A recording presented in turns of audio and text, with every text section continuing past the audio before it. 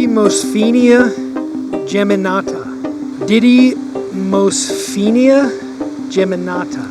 Didymosphenia geminata. Hey, I'm Miles Week with Project Bigwood. This month on the Bigwood River Breakdown, we are looking at algae, more specifically Didymosphenia geminata, or Didymo, or more commonly known as rock snot. But that's gross, so I don't like calling it that.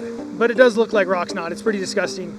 But we're at a place, a pretty significant distance up Warm Springs Creek, one of the tributaries of the Bigwood. We're looking at a pretty extensive bloom of this algae. Didymo historically was a widespread but uncommon algae that was native to most of the northern hemisphere, but they didn't start recording these prolific blooms until in the 1990s or late 1980s.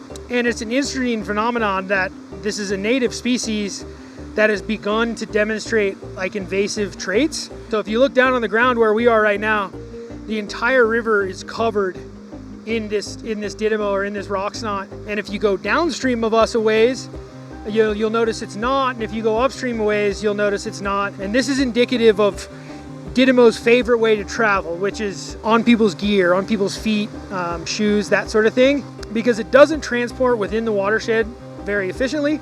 It mostly relies on being moved by another organism, say it be a human or a deer or an elk or something like that. The plant can stay viable for up to 40 days out of the water. If it doesn't get completely dried out, it can stay viable for up to 90 days. So if you come in here and fish and get a bunch of this stuff all over your shoes, and then go back and there's only a couple days and you're back up on the Big Lost, you're most likely gonna bring it up to the Big Lost. And you can notice it basically covers the entire bottom of the river. Not only will these growths, take up dissolved oxygen within the water, but they also fill up all these interstitial spaces between the rocks. And basically they inundate that benthic environment to the point where the macroinvertebrates that live in that environment don't have access to their habitat anymore. And if you look at some of these rocks, we still have some macroinvertebrate life on this one. But you can see, right here, it hasn't completely covered up the rock, and on the bottom side, it hasn't either. So we have some caddis casings and stuff like that. But if you look right here where it has, you pull this back, there are no macroinvertebrates underneath this stuff.